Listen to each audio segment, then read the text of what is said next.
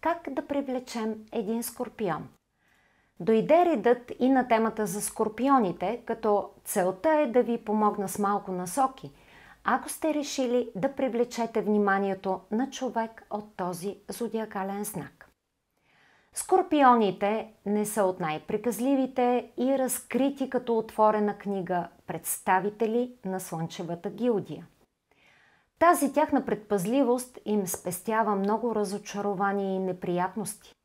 Помага им да се доверяват на правилните за тях хора и им дава възможност по прозорлив начин да се ориентират в житейските ситуации. Ето защо изглеждат по-мистериозни и загадъчни в очите на околните понякога. Ето защо и личности, които приказват повече от необходимото или разкриват от първия момент на запознанството си с тях своето житие и битие, им се струват леко наивни и лековерни.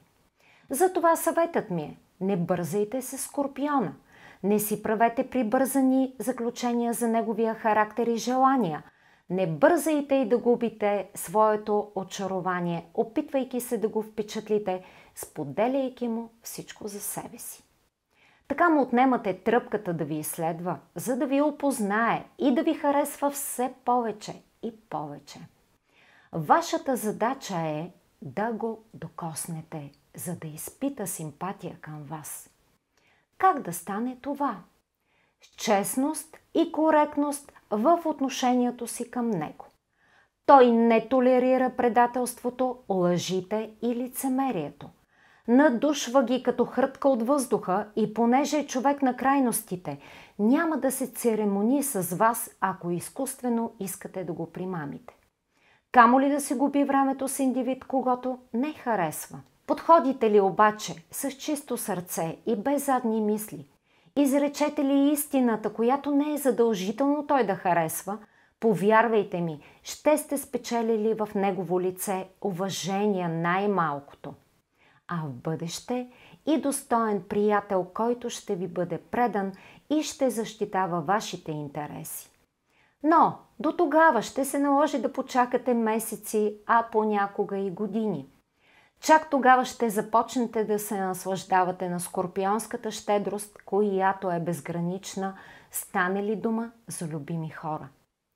Представителите на този слънчев знак се възхищават на онези, които притежават силен дух и умения да преодоляват препятствия. Хленчещите и мързеливите екземпляри не са в кръга на близките им, освен ако не са им роднини, които щат или не щат трябва да търпят. С това не искам да кажа, че е наложително да извършвате геройски дела, за да ги впечатлите. Няма нужда от такива. Достатъчно е да не подхождате лекомислено и безотговорно към обстоятелствата в живота си и към другите човешки създания.